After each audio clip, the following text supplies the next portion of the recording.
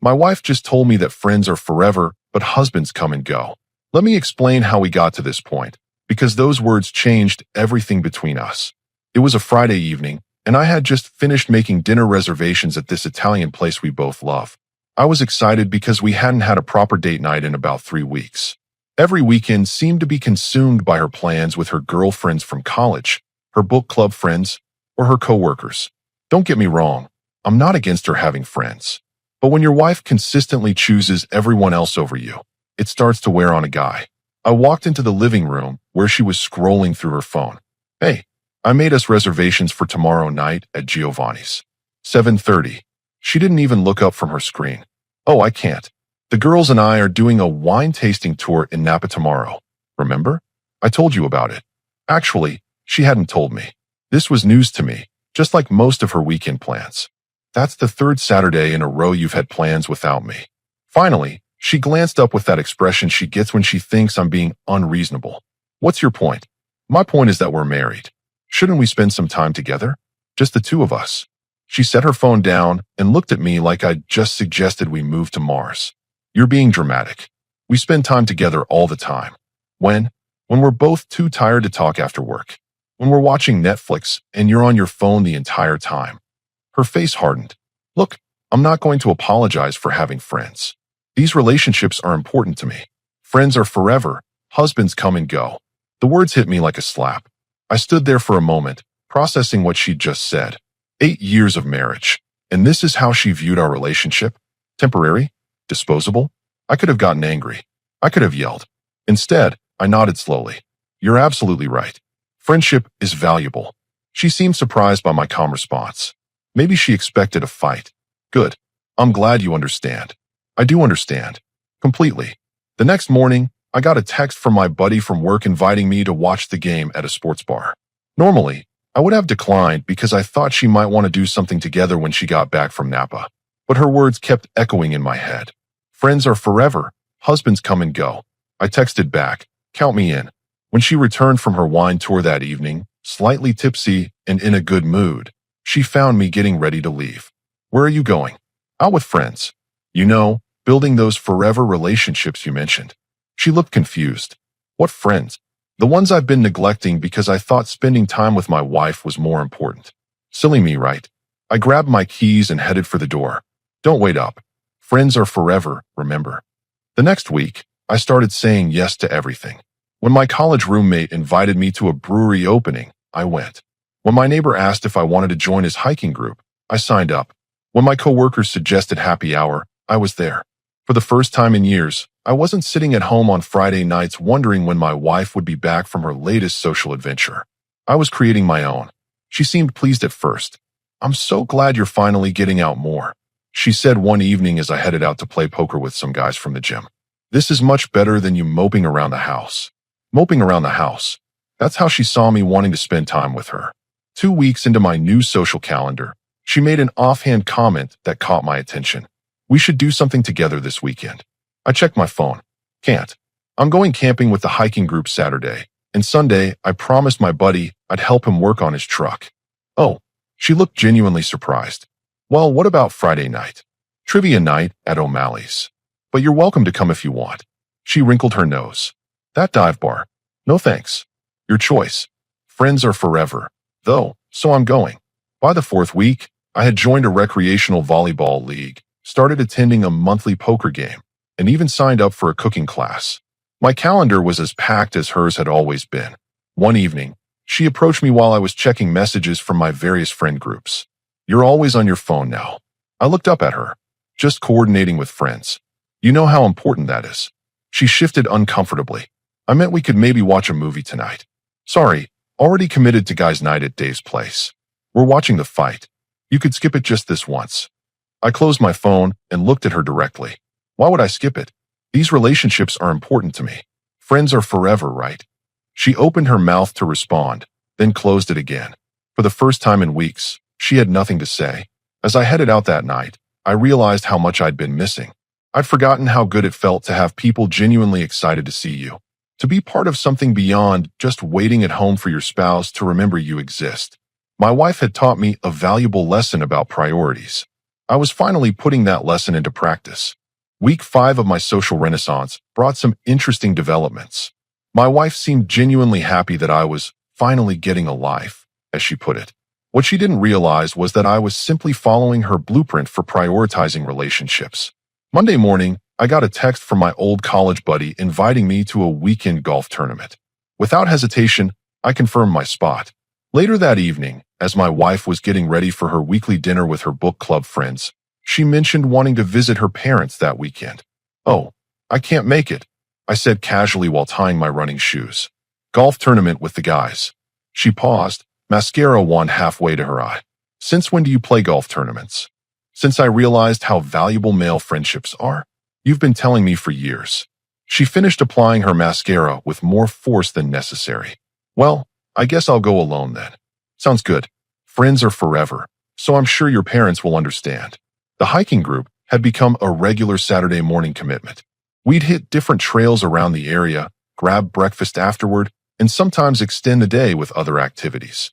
These guys had welcomed me with open arms, and I was actually building genuine friendships for the first time in years. My wife used to complain that I was too dependent on her for social interaction. Now that problem was solved.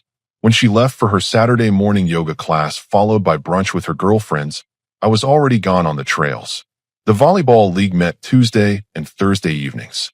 I'd come home sweaty and energized, usually finding her on the couch with a glass of wine, scrolling through social media. She'd ask how it went, and I'd give her the same brief, polite responses she'd always given me about her activities. "How was volleyball?" "Good. We won." "That's nice." End of conversation.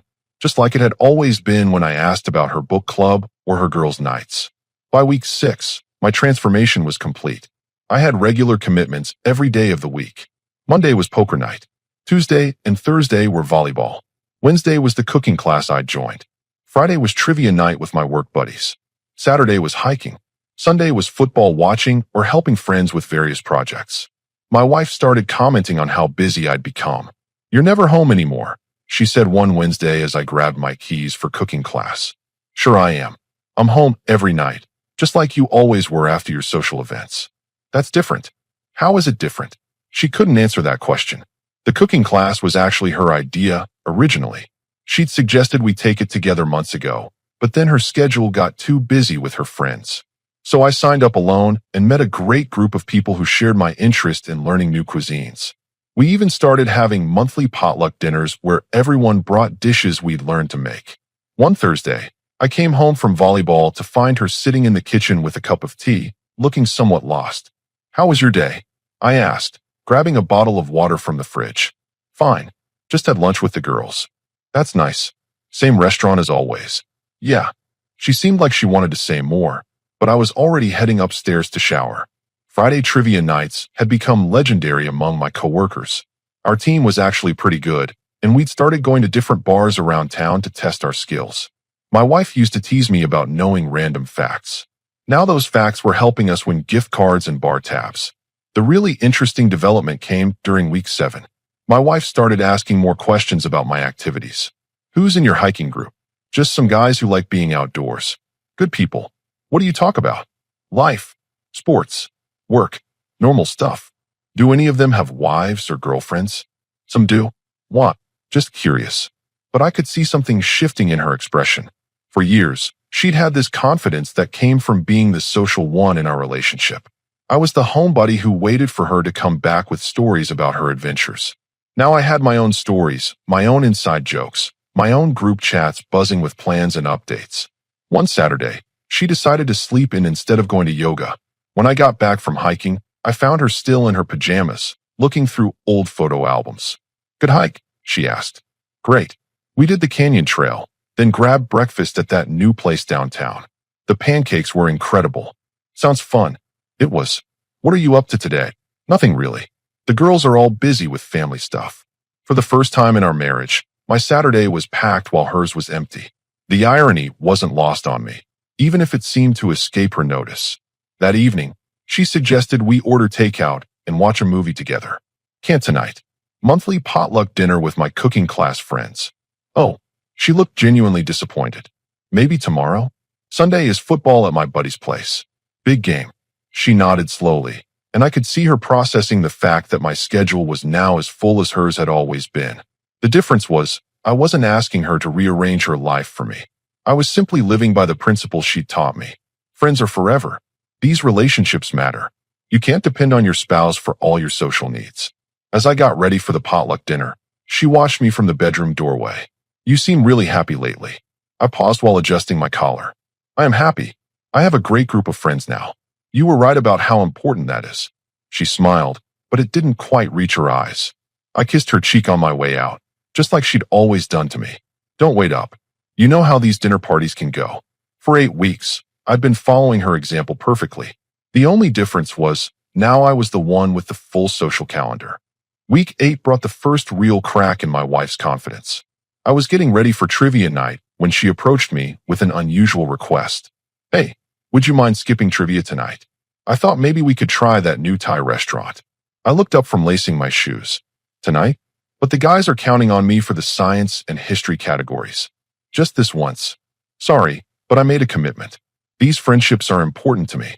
Her face fell slightly. We haven't had dinner out together in weeks. We haven't had dinner out together in months, actually. But that never seemed to bother you before. She stood there for a moment, clearly wanting to say more, but not quite knowing how. I grabbed my keys and headed for the door. I'll probably be back around 10. Don't wait up if you're tired. The next morning over coffee, she was quieter than usual. I was responding to messages from my hiking group about weekend plans when she finally spoke up. Are you available this Saturday? I scrolled through my calendar on my phone. Depends. What time? I have hiking until about 2, then my buddy and I are going to check out that new brewery. All day, pretty much. What? I just thought maybe we could do something together.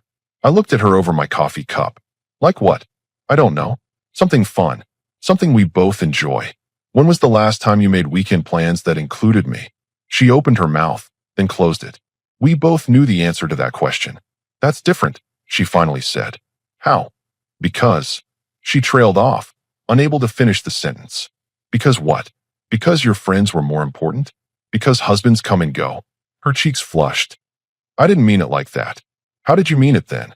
She stared into her coffee cup. I don't know. I was just frustrated. Well, I'm not frustrated anymore. I learned from the best. By week 9, the dynamic had completely flipped. She was the one sitting home on Friday nights while I was out building relationships. She was the one waiting to see if I'd be available for weekend plans. She was the one getting brief, polite responses about my activities. Her book club friends seemed to be getting busier with their own lives. Her college girlfriends weren't organizing as many wine tours. Her coworkers had their own weekend plans. Suddenly, the social butterfly who always had somewhere to be was finding herself with empty evenings. One Wednesday, I came home from cooking class to find her watching Netflix alone on the couch. How was class? She asked, pausing her show. Really good. We made this amazing seafood risotto. Everyone loved it. That sounds nice. Yeah, we're planning a progressive dinner party next month. Each person hosts a different course at their house. Oh, she muted the TV completely. That sounds like fun. Should be. What are you watching?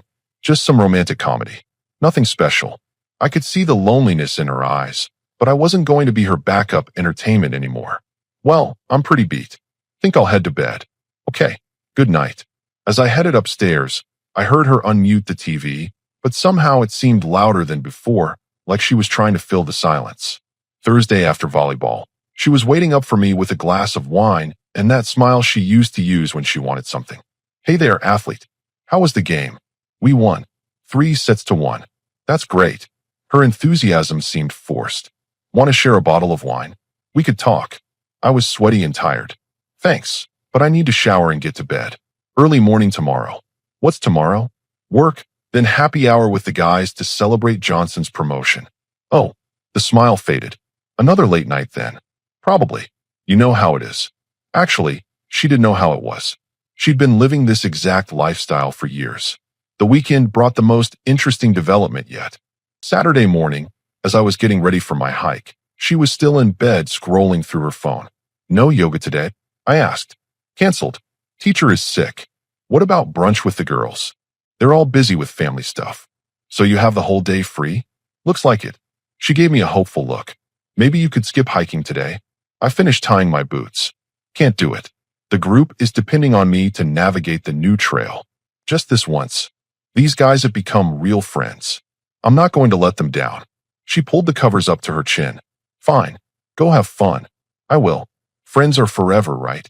When I returned from hiking around 3 that afternoon, energized and happy from a great day outdoors, I found her in the exact same spot on the couch where I'd left her that morning. Still in pajamas, still scrolling through her phone. Good hike, she asked without looking up. Amazing. We saw a family of deer, and the view from the summit was incredible. Then we grabbed lunch at this little place by the lake. Sounds nice. What did you do today? Nothing much. Just relaxed. But it wasn't relaxation I was seeing. It was boredom, maybe even loneliness. That evening, she made dinner for both of us, which was unusual. Normally we just grabbed whatever was convenient. She'd set the table with actual plates instead of eating on the couch. This is nice, I said, genuinely appreciating the effort. I thought it would be good for us to eat together, like a real couple. When was the last time we did this? She thought about it. I can't remember. We ate in relative silence, but I could feel her watching me, like she was trying to figure out what had changed. After dinner, she suggested we watch a movie together. Sorry, but I promised the guys I'd meet them at the sports bar. Big playoff game tonight. Right? Of course. As I grabbed my keys, she called out from the kitchen. Will you be home late? Probably. You know how these things go. And she did know. Because for 8 years, I'd been the one asking that question, and she'd been the one giving that exact same answer. The irony was perfect, but I could see she was finally starting to understand what I'd been experiencing all this time. Friends might be forever, but marriage required showing up. And I'd been showing up for everyone except her. Week 10 is when she started getting creative with her attempts to reclaim my attention.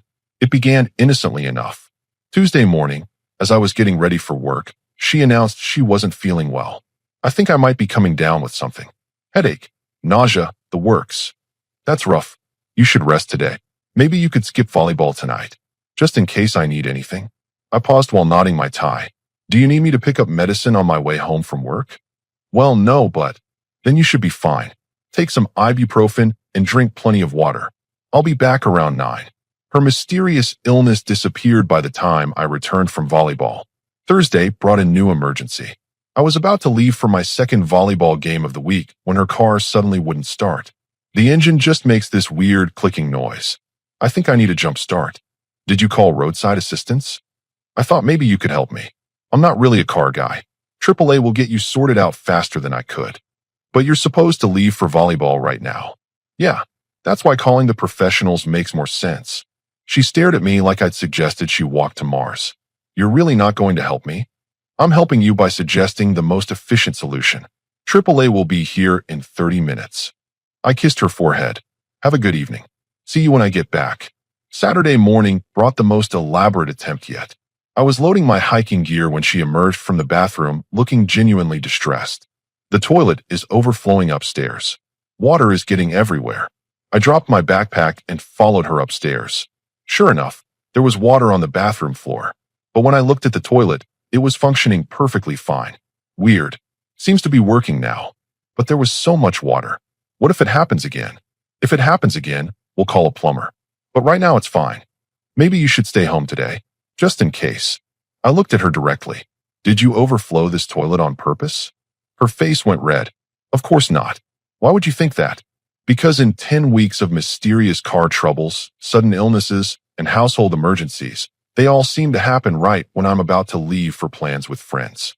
That's ridiculous. Is it? Because for 8 years, you never once had an emergency that prevented you from going out with your friends. She crossed her arms defensively. This is different. How is it different? Because we're married. Spouses are supposed to support each other. The audacity was breathtaking. Spouses are supposed to support each other? Where was that philosophy when I asked you to skip book club for our anniversary dinner last year? That was one time. It was 12 times. I counted. I picked up my backpack. The toilet is fine. If it overflows again, call a plumber. I can't believe you're choosing your hiking buddies over your wife. I stopped at the bedroom door. I'm not choosing anyone over anyone. I'm keeping commitments I made to people who matter to me. You know, like you taught me to do. Stop throwing my words back at me. Why? Are you starting to see how they sound? She followed me downstairs, her voice getting louder. This is not the same thing. You're right. It's not the same thing. When you chose your friends over me, I accepted it quietly. I didn't create fake emergencies or guilt trips. Those weren't fake. I turned to face her. The toilet was bone dry when I got up there, but somehow there was water all over the floor. Either we have the world's strangest plumbing problem, or you spilled water on the floor yourself. Her silence told me everything I needed to know. I'll be back this afternoon. Try not to have any more emergencies while I'm gone. That evening, she was waiting for me when I got home from hiking. She'd obviously been thinking about our conversation all day. We need to talk. Okay. She sat down across from me at the kitchen table. I don't like what's happening to us. What's happening to us? You're never here anymore. You don't seem to care about spending time with me. It's like you've become a completely different person. I leaned back in my chair. I'm the exact same person I've always been. The only difference is that now I have friends and social commitments. But what about us? What about our marriage? What about it? Don't you want to spend time with your wife? Do you want to spend time with your husband? Of course I do. Since when? That stopped her short. What do you mean? I mean, when was the last time you chose to spend time with me over your friends? When was the last time you turned down a social invitation to have a quiet evening at home with me? She opened her mouth, then closed it again. I'll wait while you think about it. After a long pause, she said, That's not fair. I've always included you in things. No, you've always informed me of things. There's a difference. I invited you to book club, once, 8 months ago, to a discussion about romance novels. When I said it wasn't really my thing, you never asked again. Well, what about girls' nights? I could have included you in those. I actually laughed. Girls' nights? Really? That's your example of inclusion. Her frustration was building. Fine. Maybe I wasn't perfect, but at least I was here. At least I came home to you every night. You came home to the house every night. There's a difference between being physically present and actually being present. That's not true. How many times did you come home from your social events and immediately go to bed without talking to me? I was tired. How many times did you spend the entire evening on your phone texting your friends while we were supposed to be having dinner together? That's just staying in touch. How many times did you cancel plans with me because something more interesting came up with your friends? She was getting defensive now. I never canceled plans. Last Valentine's Day, you canceled our dinner reservation because your college roommate was in town unexpectedly. That was a special circumstance. My birthday last year. You left my birthday dinner early because your book club friend was having a crisis. She was going through a divorce. Our anniversary 2 years ago. You skipped our weekend getaway because your coworkers planned a last-minute trip to Vegas. Each example hit her like a physical blow. I could see the recognition dawning in her eyes. Those were all important situations. And my hiking group, my volleyball team, my cooking class, my poker nights, those aren't important. That's different. How? How is it different when you do it versus when I do it? She sat there for a long moment, and I could see her struggling to find an answer that would make sense. Finally, she said, Because you're my husband. Husbands are supposed to be there for their wives. And wives are supposed to be there for their husbands. I am there for you. When? When are you there for me? Another long silence. You taught me something important, I continued. You taught me that friends are forever, but husbands come and go. You taught me that marriage isn't a priority. It's just a backup plan for when your real friends aren't available. You taught me that a spouse's job is to wait patiently at home while you live your actual life with other people. I never said that. You didn't have to say it. You lived it. Every single day for 8 years. She was crying now, but I wasn't done. The only difference is, I learned your lessons a little too well. Week 11 brought an unexpected revelation. My wife's social circle was starting to notice her increasing availability, and apparently, it wasn't as welcome as she'd expected. I discovered this Wednesday evening when I came home from cooking class to find her on the couch, looking defeated. How was your day? I asked, grabbing a bottle of water from the fridge. Fine, she said, but her voice lacked conviction. Book club tonight. Cancelled. Again.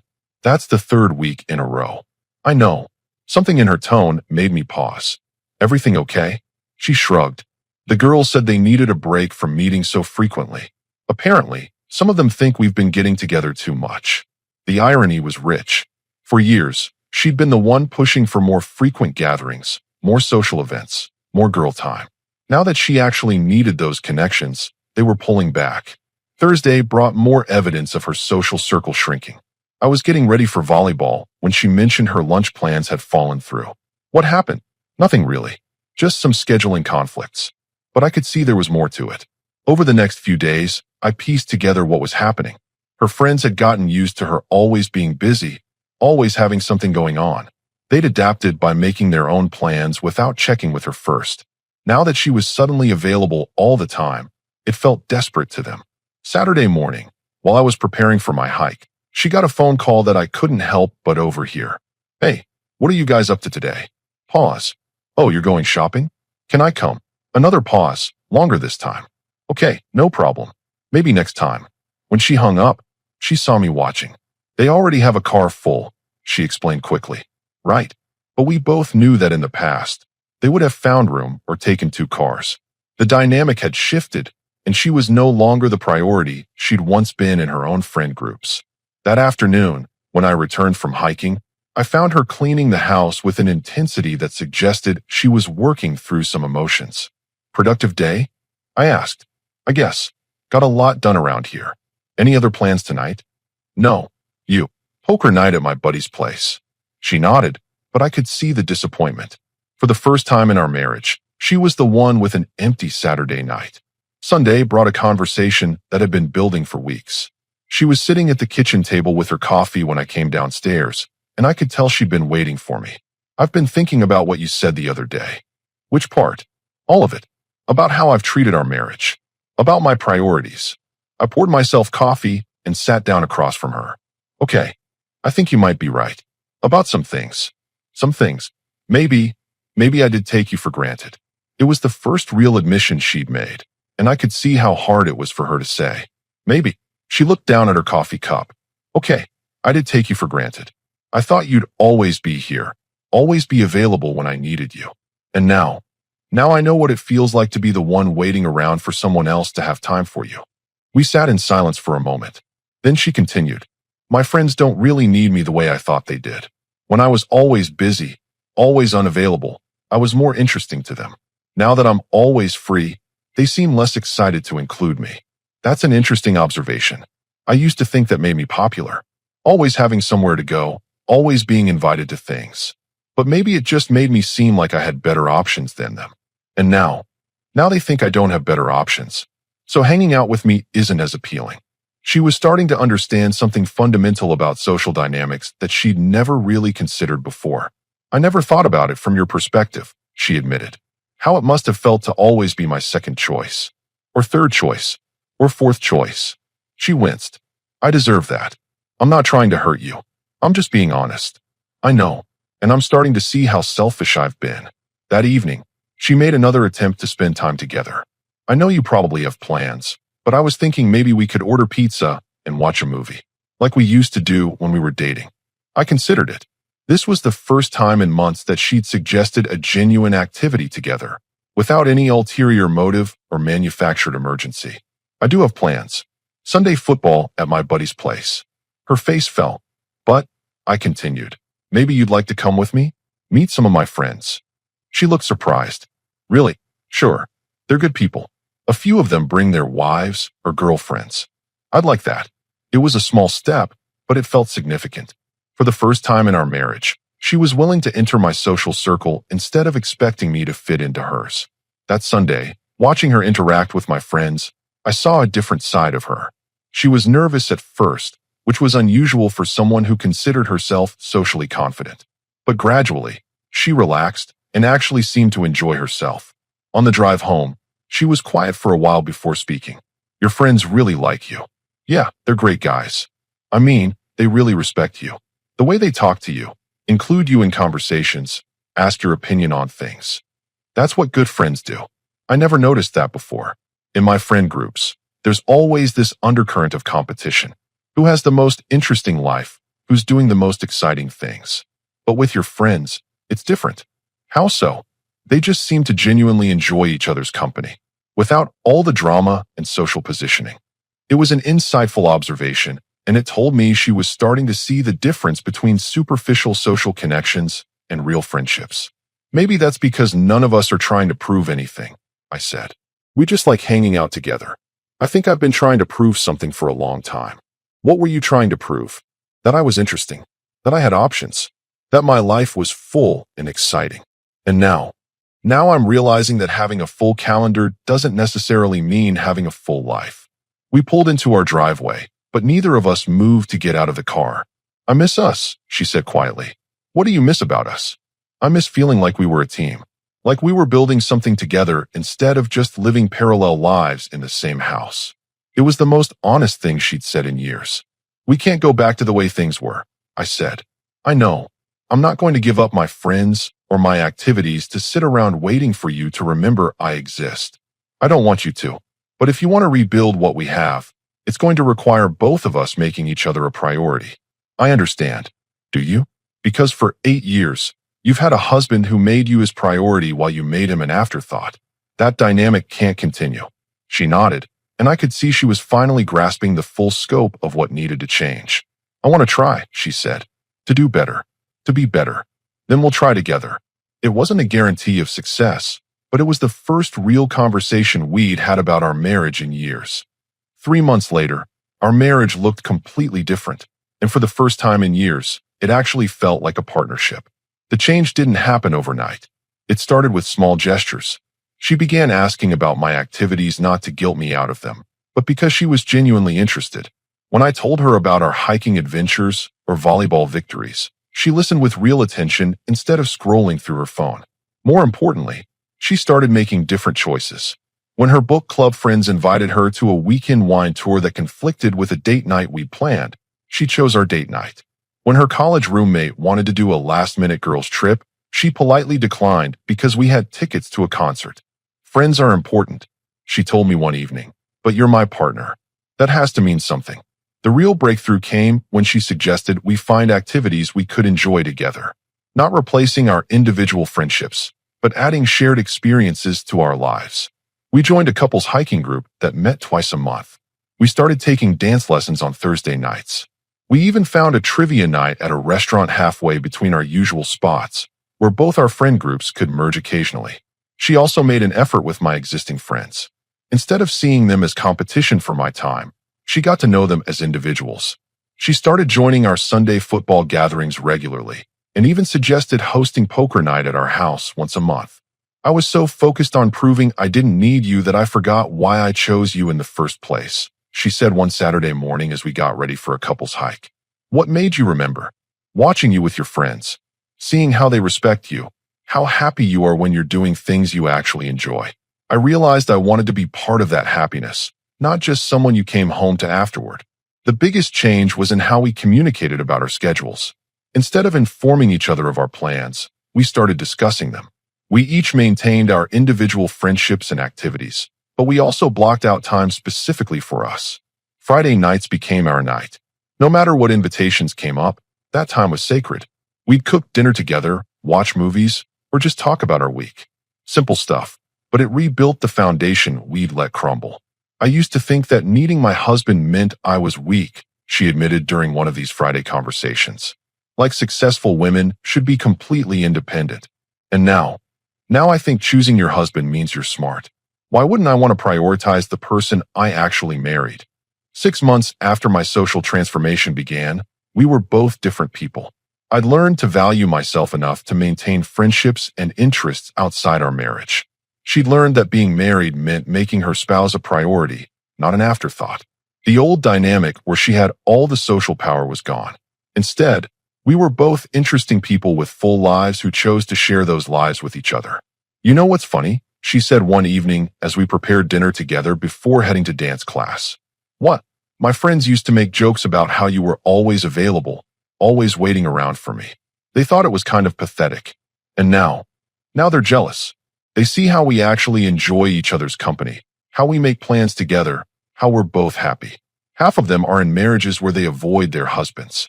That's sad. It is. But it makes me appreciate what we have now.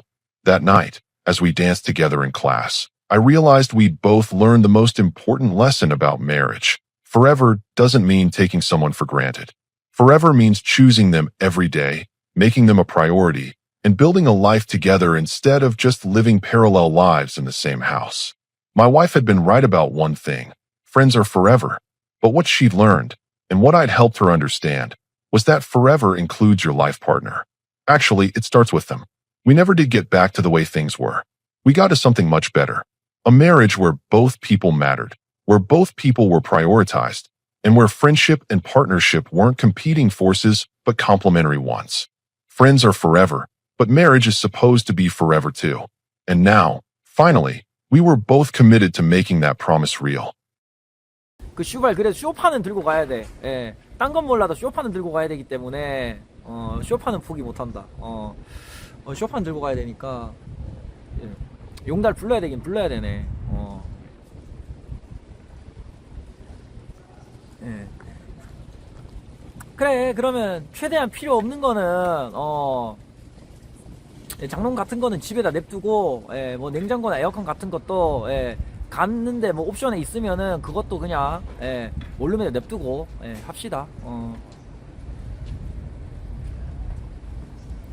결국엔 용달 불러야 되네 생각해보니까. 쇼파가 하나 있어가지고 침대 쇼파가 하나 있어가지고 그거를 냅둬야 되네 생각해보니까. 아니 쇼파랑 침대 그게 두 개가 아니라 침대 쇼파. 예, 쇼파도 되고 침대도 되는. 예.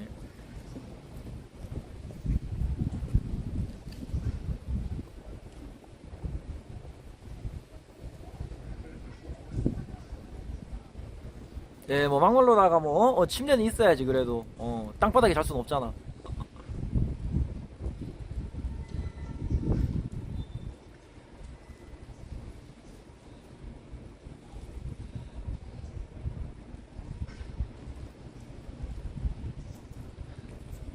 안 그래요?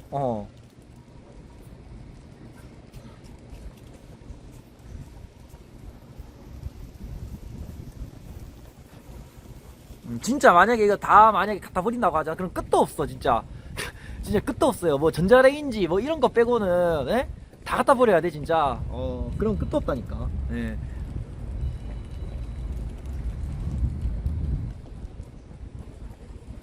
그래가지고 이 끝도 없는 거를 좀 할 수가 없잖아. 그러니까 그냥 한 장롱만 갖다 버리고 예, 나머지는 좀 들고 가는 식으로 하자. 어차피 용달 불러야 돼 생각해 보면은.